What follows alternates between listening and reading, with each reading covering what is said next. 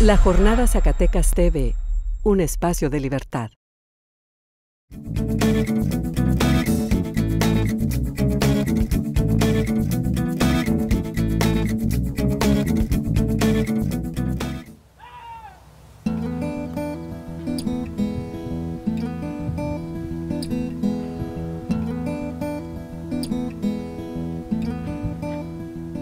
Hola, ¿qué tal? Bienvenidos a Acentos.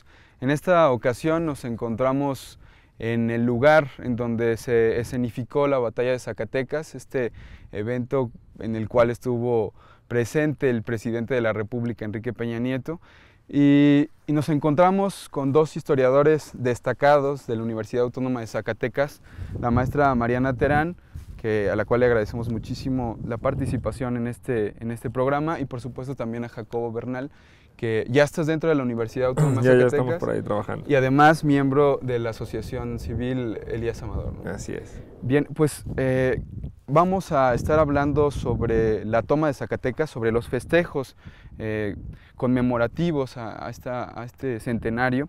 Y me gustaría iniciar con un tema que digamos impactó mucho en la gente a través de las redes sociales. Hubo memes ahí de estos caricaturas prácticamente, ¿no? Son caricaturas de los 400 y cacho millones de pesos, que no hay claridad todavía. Hoy viernes está el secretario de Administración Pública haciendo una comparecencia, teniendo una comparecencia en donde esperamos desglose claramente el gasto público. Pero bueno, ese tema en particular movió mucho entre la gente. No sé ustedes cómo lo perciben, qué vieron. 400 y cacho millones de pesos en festejos para la toma de Zacatecas, en una escenificación, en un arco que está en la avenida Hidalgo, que fue muy cuestionado por algunos, en una representación también que hubo ahí multidisciplinaria en Plaza de Armas, unas estatuas monumentales, actividades culturales, artísticas, espectáculos, ¿no? Pero ¿cómo lo vieron? ¿Qué les dice el gasto público a ustedes, maestra? Pues en particular pienso que qué bueno que haya un gasto tan importante para un asunto histórico, para conmemorar un evento histórico, porque luego de eso nos quejamos, que se destina más en otro tipo de cosas, ahora más en seguridad pública, social, y mucho menos en asuntos relativos a la cultura y mucho menos a la historia. Entonces, en primer lugar, qué bueno que haya un gasto tan importante así. El problema es cómo se distribuye, entre quiénes, y yo creo que ahí es donde sí podemos detectar una serie de problemas. Yo, por ejemplo, veo que es muy positivo que se gaste en obra pública. Eso creo que es importante, eso se queda para la población.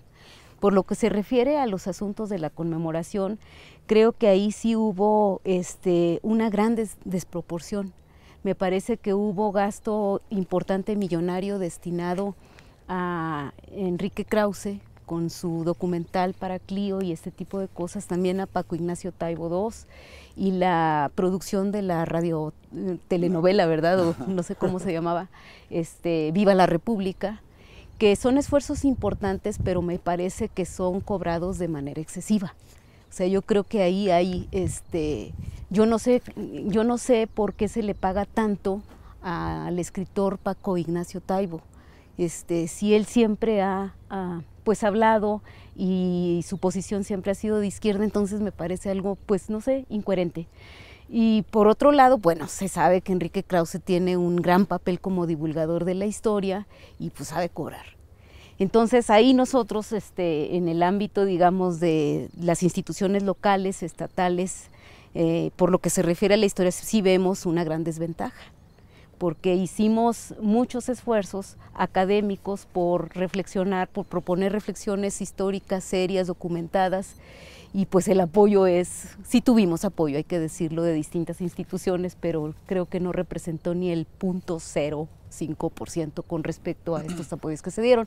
Entonces, en términos generales, qué bueno que haya este recurso, pero la distribución y la asignación me parece que sí puede ser cuestionable. Sí, es una palabra interesante, la desproporción. Sí. Hay de repente montos millonarios en ciertos eventos, y otros marginales, pues subsisten ahí con esfuerzos individuales o grupales. Sí. Hicieron la marea revolucionaria, armaron ustedes también actividades en la Elías Amador, con la Elías Amador alternos también a los eventos oficiales. Pero es cierto, hay una desproporción en el gasto, ¿no? Está esta radionovela, está el presupuesto que se invirtió para el Magno, este evento también multidisciplinario de Plaza de Armas, en donde por cierto ya surgió la protesta de los participantes locales, en donde dicen les pagaron una miseria, 120 pesos, 200 pesos, 500 pesos Sí. por 21 días, ¿no? O sea, es una cosa bárbara, mientras ellos se llevan millones, ¿no? Millones de pesos. Pero también mencionaba la maestra un punto importante, dice, es bueno invertir en obra pública, pero ¿qué tipo de obra pública también se hizo aquí, Jacobo? Por ejemplo, desde un punto de vista económico, el gasto público tiene que reflejar, o más bien tiene que impactar en crecimiento y desarrollo. Claro. El gasto público en infraestructura lo vemos en este parque, lo vemos en glorietas en los municipios, también bajo qué criterio se destina al artista que armó este espacio escultórico o esta remodelación, más que remodelación, hacer esta glorieta con toques estéticos, ¿a quién? ¿Bajo qué criterios? Astas banderas, por ejemplo, ¿no? Esa es la obra pública, la infraestructura que también se armó, ¿no? O sea, no sé cómo veas también tú el gasto en infraestructura, pues.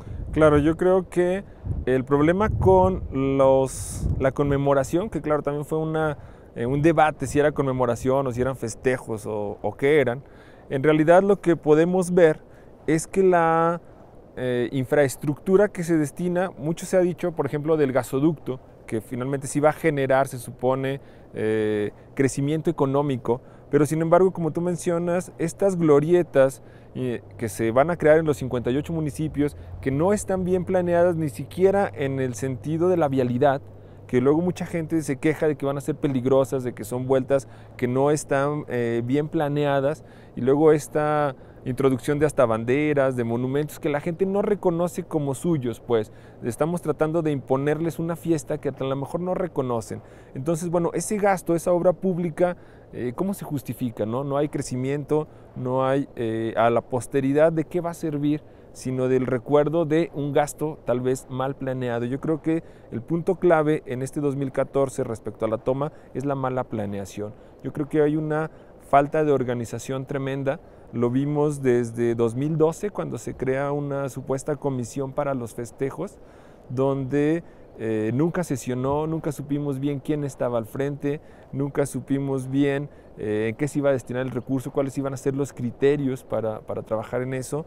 La doctora Mariana Terán, al igual que otros historiadores, estuvimos trabajando para tratar de llegar a la sociedad, porque finalmente es una época importante, es una época que hay que recordar, pero yo creo que no era necesario gastar tanto dinero para llegar a la sociedad, para tener impacto. Finalmente creo que se organizaron eventos de mucha valía, como tú comentabas, la marea revolucionaria, los mismos eventos que generó la Asociación de Historiadores Elías Amador, que son prácticamente con 5, con 10, con 15,000 pesos cuando mucho, ¿no? Y que no son de parte de esos 480 millones, nos ayudó, nos patrocinaron algunas instancias, que va más de amigos, que tiene que ver con instituciones. Entonces, bueno, finalmente este dinero no se justifica y claro, es entendible, ¿no? El enojo, la molestia de la sociedad zacatecana, porque en un estado, y hablabas tú de memes, y uno de los memes era ese, ¿no? Gobierna el tercer estado más pobre y gasta 400 millones en el festejo de la toma. Y fíjate, entrando o haciendo un paréntesis en esto, o sea, sí, somos el estado de los más pobres, de los menos desarrollados económicamente hablando, con más de la mitad de la población en situación de pobreza, con datos oficiales del Coneval, con también cerca del 60% de personas recibiendo hasta 2 salarios mínimos al día, o sea, sobreviviendo, subsistiendo con 2 salarios mínimos al día. Y solo para también poner en magnitud estos datos, de acuerdo, ya lo platicamos fuera del aire, el presupuesto de egresos 2014 de este año corriendo, que está corriendo, el sistema de bibliotecas públicas en todo el año, todas las bibliotecas del estado tuvo un recurso de 14 millones de pesos. 14 millones de pesos, la desproporción nuevamente, ¿no? por ejemplo, el programa para incentivar el desarrollo integral de la juventud, 18.5 millones de pesos para todo el año.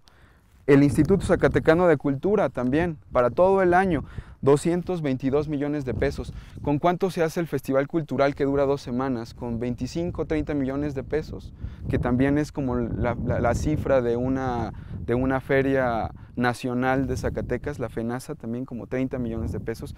Hay una desproporción brutal, ¿no? Digamos, en estos recursos, con el contexto, con la situación del Estado, ¿no? Con marginación, con pobreza, con desnutrición. Está bien que se gaste, ¿no? Como decía la maestra, está bien que se invierta en cultura, en arte, pero ¿de verdad se invirtió así? O sea, porque también esa es la cuestión, ¿no? Hay una pregunta que me gustaría también hacerles, es con 400 millones de pesos. Ya mencionaba aquí Jacobo, ustedes armaron la Marea Revolucionaria con contactos que tienen en la Universidad Nacional Autónoma de México, con las diferentes instituciones educativas y con esfuerzos individuales importantes. ¿Qué se puede hacer para impactar socialmente, para impactar en la masa? Porque también estos eventos estuvieron muy bien, pero hay que decirlos, estaban enclaustrados, Sí, sí. ¿no? Estaban dirigidos para la academia, para ser discutidos entre historiadores o algún amante de la historia que se colara por ahí. Pero ¿qué hacer para impactar en la masa, en la gente, en el grueso de la gente y generar reflexión, generar pensamiento, ¿no? ¿Qué hacer? ¿Qué podrían hacer? Si ustedes fueran los secretarios de Administración Pública, si fueran los directores del Instituto Zacatecano de Cultura, tienen un recurso importante, ¿cómo lo invertirían? ¿Qué Pues yo harían? creo que tiene que ver con la función para la cual se hace este tipo de actividades. He documentado un poquito lo que pasó hace 104 años cuando Porfirio Díaz le quería regalar a México su premio de 100 años de nación independiente en 1910 y se hizo todo una serie de actividades también conmemorativas. ¿Y para qué era? Desde mi punto de vista era para formar ciudadanos de la República. Entonces ahora, yo no sé, por ejemplo, estamos aquí, detrás de nosotros está el escenario de una representación de una batalla histórica, 23 de junio de 1914, ¿y para qué es? O sea, yo ya dudo de que sea para la formación cívica del ciudadano. Yo creo que esto sí se ha tergiversado y ahora se ve a la historia como espectáculo, es la civilización del espectáculo. En términos generales se está haciendo de la historia un show, un espectáculo. Entonces la mera verdad yo no sé cuánto le costó, cuánto nos costó, porque esto es, entiendo que es pagado con recursos del pueblo, cuánto nos costó esta representación.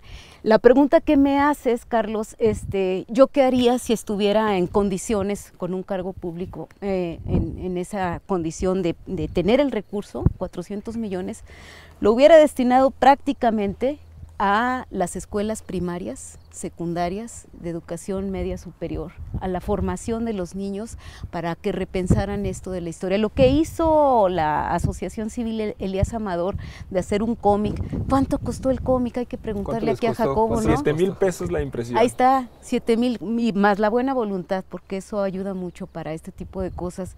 Yo hubiera hecho cuántos ejemplares del libro de Zacatecas, la entidad donde vivo, son creo que 49,200 ejemplares. Yo por lo menos hubiera hecho 100,000 ejemplares de la distribución de este cómic. Entonces yo me hubiera ido más a los niños y a los jóvenes, sin tantas luces. Yo creo que aquí sobraron luces, pero se entiende porque pues la idea es hacer de la historia un espectáculo. Un espectáculo. Sí. Y políticamente es redituable, pues, ¿no? Y además ese espectáculo, pues, tenía aquí a los principales. Sí.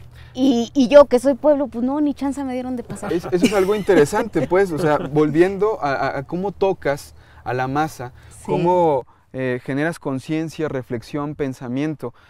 Ese día, el ahorita, digamos, político español que está impactando duro del partido Podemos, no sé si han escuchado hablar de él, se llama Iglesias, que le llama casta, la casta política.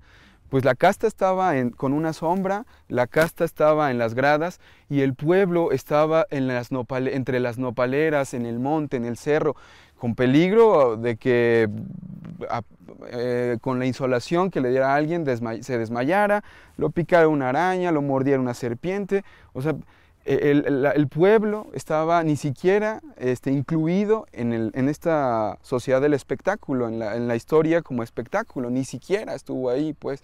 O el caso de estos señores que están protestando porque se les pagó una miseria por 21 días, ¿no? O sea, ni siquiera generó derrama, generó espectáculo, ni siquiera, pues, o sea, estaban lejísimos, tuvieron que caminar como si fuera una manda, ¿no? O sea, entonces, hay muchas cosas, sí, a San Juan, al Santo Niño de Atocha, no lo sé, a Fresnillo. Entonces, ese tipo de cuestiones son muy cuestionables también. Claro, yo creo que podríamos hacer el símil histórico de cómo vive Zacatecas el 23 de junio de 1914 y de 2014. En ambos días, el pueblo zacatecano no fue un protagonista. El pueblo zacatecano se quedó encerrado en sus casas mientras estaba la batalla, y el 23 de junio de 2014 el pueblo también se queda encerrado en sus casas mientras la clase o la casta política viene a disfrutar de un espectáculo pensado para ellos, mientras por otra parte otros actores políticos, porque también hay que decirlo, toman la ciudad, pero el pueblo lo ve todo desde lejos, el pueblo se siente ajeno a estas conmemoraciones. Eso es bien importante. Eso es muy interesante, ¿eh? Sí, es muy interesante ese símil que haces, muy, muy interesante.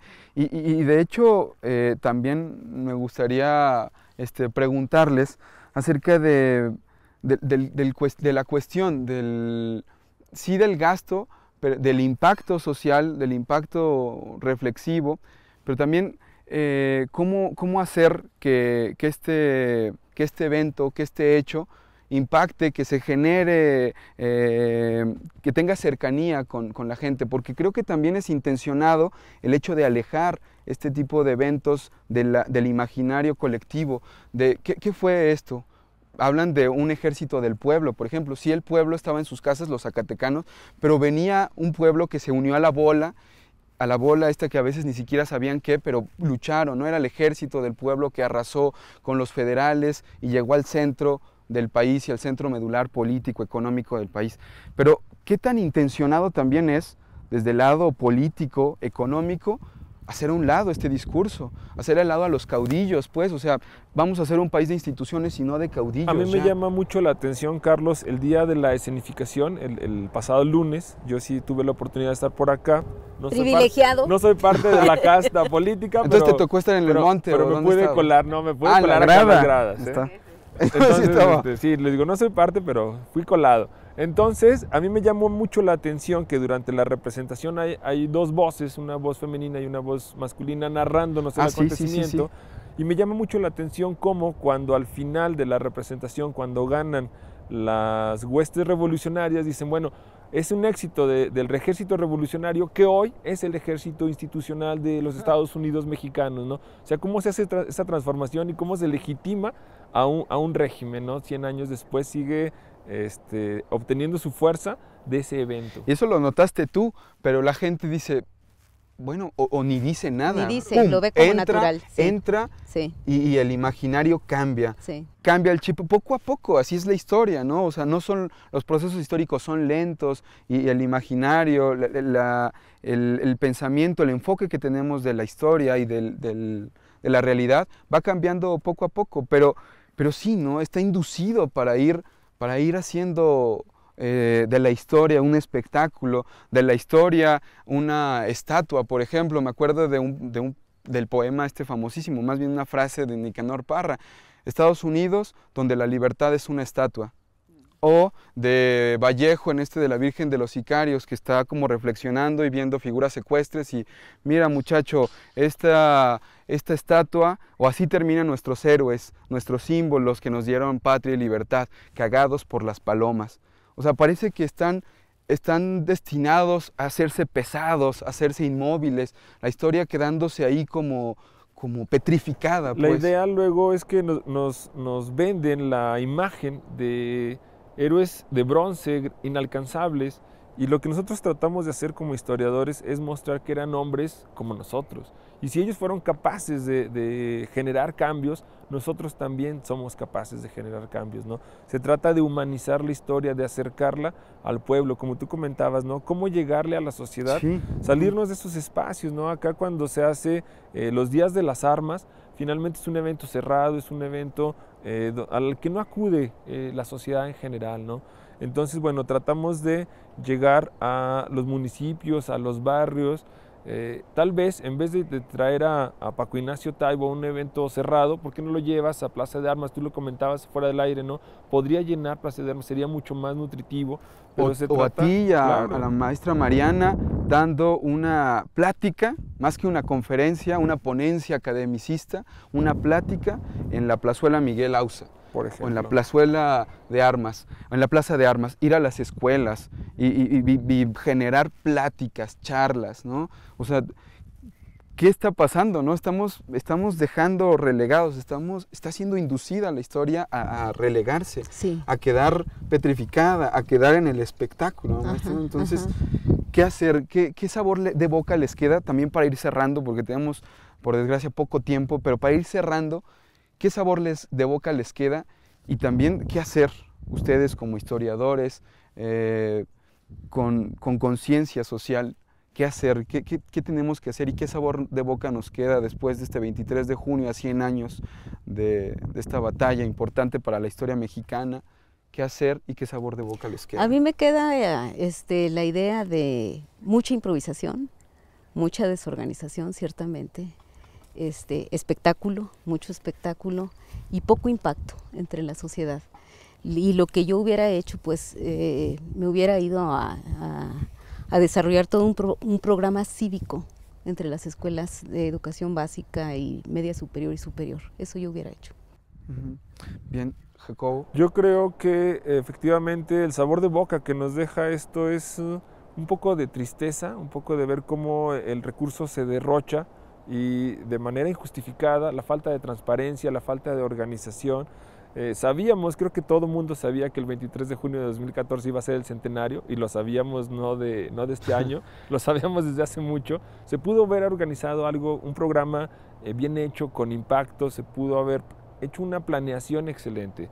Desafortunadamente, los tiempos políticos nos llevan a pensar en el corto plazo. Yo creo que esto de que la historia es espectáculo se convierte también en una historia efímera. O sea, pasa, se destruye. ¿Qué va a pasar luego con la toma? ¿Qué pasa el 24 de junio? Nos llega esa resaca de la toma, donde bueno, ya se acabó, mediáticamente ya no vende, entonces vamos a dejar la toma a un lado y esperar otros 100 años, ¿no? Yo creo que para Zacatecas fue uno de los eventos históricos más importantes. Lo tratamos de aprovechar los historiadores con algunos eventos, pero creo que quien se encargó de organizar el gobierno, pues, que estaba con el presupuesto, nos quedó a deber, ¿no? Históricamente. ¿Y qué vamos a festejar en 100 años? Otros 100 años después de la toma de Zacatecas. Bromeabas hace rato. ¿El triunfo de México frente a Croacia o qué estaremos celebrando en 100 años? Eso puede ser un motivo. Yo creo que en 100 años se ha ido desgastando la imagen de la revolución. Yo quisiera cerrar con eso, Carlos.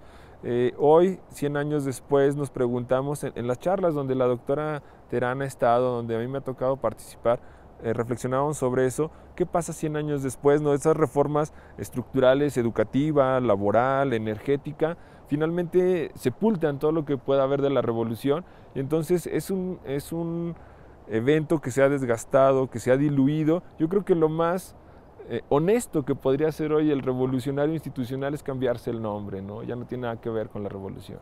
Bien. Maestra, ¿algo que quiera agregar? Pues simplemente decir que este asunto del derroche del presupuesto, de la falta de distribución y de la falta de equidad, digamos, en este sentido, no es tampoco novedosa.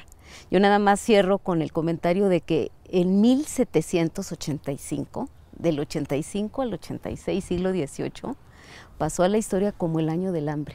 La gente se moría de hambre, se caía en las calles muerta de hambre más que de peste. Y sin embargo fue un año en que hubo un gran derroche por parte de la iglesia para su celebración de la Virgen del Patrocinio de Zacatecas. Entonces también pensar que hay una serie de continuidades que pues las seguimos viviendo, porque las continuidades son las que a mí más me asombran. Entonces esto pues bien se puede explicar desde un largo, ¿verdad?, tiempo donde se derrocha a la vez que se está muriendo de hambre. Bien, pues muchísimas gracias a ambos. Gracias. Maestra, Jacobo también.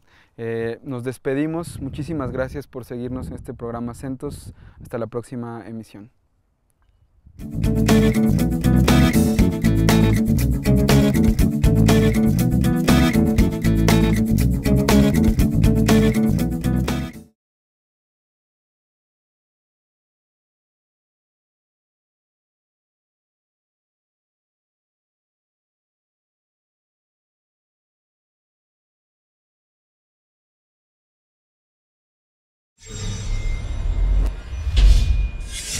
La Jornada Zacatecas TV, un espacio de libertad.